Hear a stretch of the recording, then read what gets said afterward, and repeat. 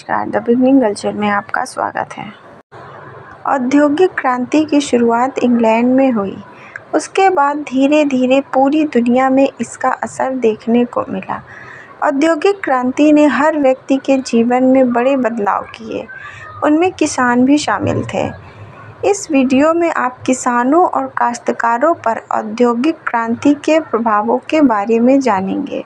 सबसे पहले आप इंग्लैंड के किसानों के बारे में जानेंगे, जहां कृषि पैदावार में वृद्धि में किसी नई टेक्नोलॉजी की कोई भूमिका नहीं थी। इंग्लैंड में खेती की ज़मीन में विस्तार हुआ, जिससे पैदावार बढ़ी।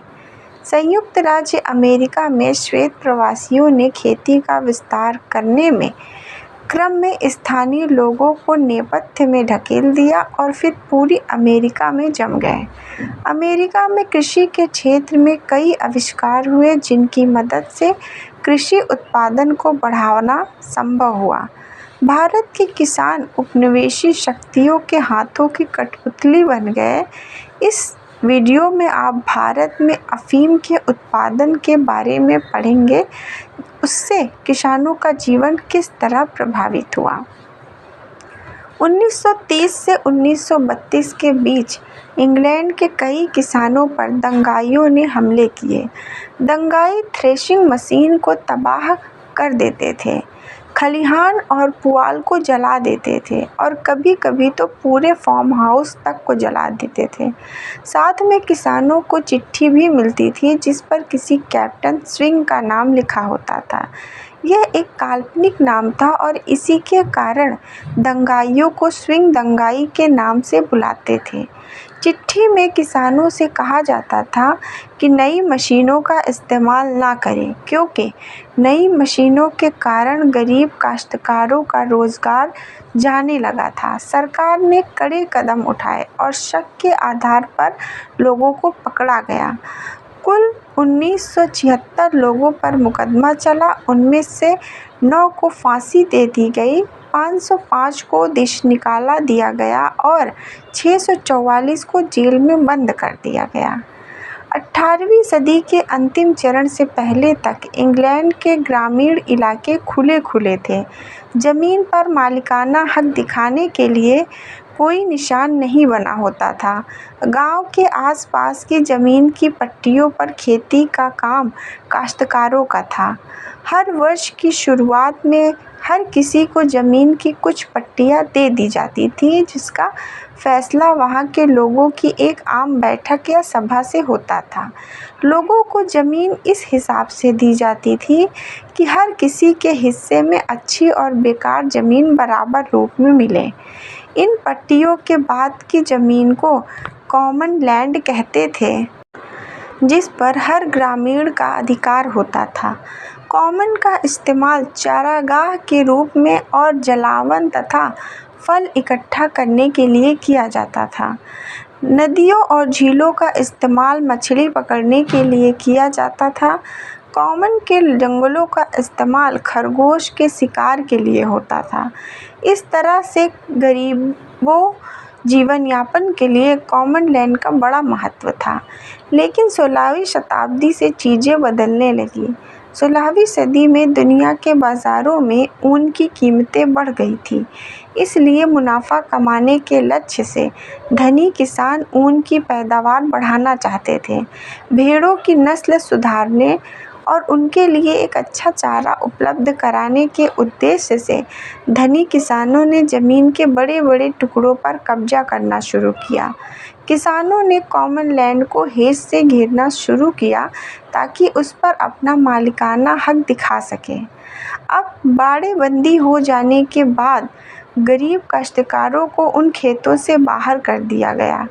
18वीं सदी के मध्य तक बाड़ेबंदी की गति काफ़ी धीमी थी, लेकिन 18वीं सदी के उत्तरार्ध में बाड़ेबंदी के काम में तेजी आ गई। 1750 से 1850 के दौरान लगभग 6 मिलियन एकड़ ज़मीन पर बाड़ेबंदी हो चुकी थी। ब्रिटेन की संसद ने बाड़ेबंद खेतों को कानूनी दर्जा देने के लिए 4000 एक्ट पास किए। 16वीं सदी में बाड़ेबंदी का उद्देश्य भेड़ों को पालना ही था, लेकिन 18वीं सदी के अंतिम दौर में होने वाली बाड़ेबंदी का उद्देश्य अनाज का उत्पादन था। 18वीं सदी के मध्य के बाद से इंग्लैंड की जनसंख्या तेजी से बढ़ी थी। 1750 से 1900 के दौरान इंग्लैंड की जनसंख्या 4 गुनी हो गई थी। 1750 में इंग्लैंड की जनसंख्या 70 लाख थी, जो 1900 में बढ़कर 3 करोड़ हो चुकी थी। बढ़ती आबादी का मतलब था अनाज की बढ़ती मांग। इसी दौर में ब्रिटेन में औद्योगिकरण भी हो रहा था। अधिक से अधिक लोग शहर की ओर पलायन कर रहे थे। शहरी आबादी बढ़ने के साथ अनाज की मांग बढ़ी और फिर उनके दाम भी बढ़े। 18वीं सदी के आखिर में इंग्लैंड और फ्रांस के बीच युद्ध छिड़ चुका था।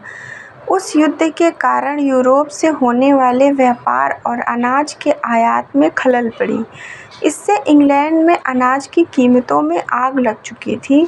इससे किसानों ने अधिक से अधिक मुनाफा कमाने के चक्कर में अपनी ज़मीन का आकार बढ़ाना शुरू किया। किसानों ने बाड़ाबंदी कानून बनाने के लिए संसद पर दबाव डालना भी शुरू किया। 1780 के दशक के पहले तक इंग्लैंड में जब भी आबादी तेज़ी से बढ़ती थी तो अनाज की कमी हो जाती थी, लेकिन उसके बाद अनाज उत्पादन और जनसंख्या वृद्धि के बीच तालमेल ठीक हो चुका था। 1868 में इंग्लैंड के खाद्यान्न की ज़रूरत का 80% का उत्पादन वहीं होता था और बाकी आयात होता था। अनाज के उत्पादन में जो वृद्धि हुई थी वह किसी नई टेक्नोलॉजी के कारण नहीं, बल्कि अधिक से अधिक ज़मीन पर खेती शुरू करने के कारण हुई थी। खेती के लिए हर उपलब्ध ज़मीन पर कब्जा हो चुका था, जैसे कि चारागाह, खुले खेत, कॉमन जंगल, दलदल आदि। उस दौरान सबसे साधारण उपायों से पैदावार बढ़ाई गई।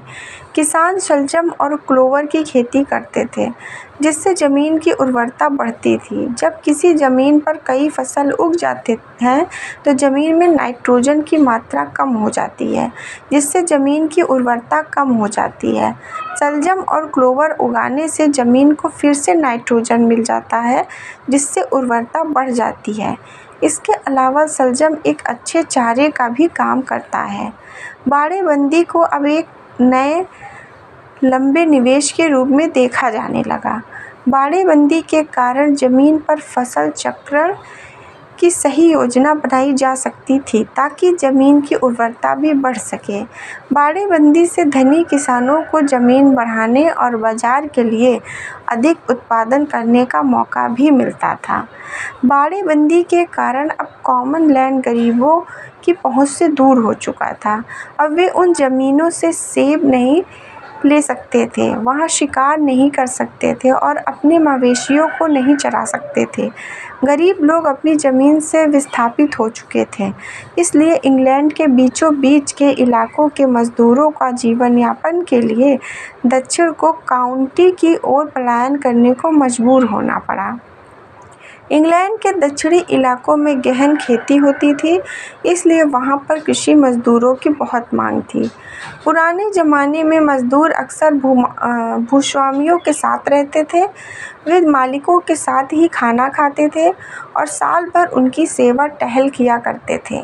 लेकिन 1800 के बाद से यह परंपरा समाप्त होने लगी थी। अब मज़दूरों को पगार मिलती थी और केवल कटाई के वक्त काम मिल पाता था। अधिक मुनाफा कमाने के चक्कर में मालिक अक्सर पगार कम कर देते थे। इस तरह से गरीबों की आय कम हो गई और काम मिलना भी कम हो गया। जब फ्रांस और इंग्लैंड के बीच युद्ध चल रहा था तो अनाज की कीमत बहुत ज़्यादा थी। मौके का फ़ायदा उठाने के लिए किसानों ने उत्पादन बढ़ाने पर जोर दिया। उसी समय बाज़ार में नई थ्रेशिंग मशीन आई थी। मज़दूर की कमी के डर से किसानों ने उन मशीनों को खरीदना शुरू किया। जब युद्ध समाप्त हुआ तो हजारों सैनिक अपने गांव लौटने लगे। वे काम की तलाश में थे। उसी समय यूरोप से अनाज इंग्लैंड आने लगा। बाजार में अनाज की बहुत ज़्यादा खेप आ जाने से कीमतें गिर गईं और कृषि मंदी का दौर शुरू हो गया। किसानों ने जोत का क्षेत्र घटा दिया और आयात पर बैन लगाने की मांग करने लगे। उन्होंने मजदूरों और पगार दोनों में कटौती करने की कोशिश की। बेरोजगार युवक काम की तलाश में गांव-गांव भटकते थे। स्थिति खराब होने के कारण स्विंग दंगे शुरू हुए थे, जिसके बारे में आपने शुरू में पढ़ा ही था। धन्यवाद।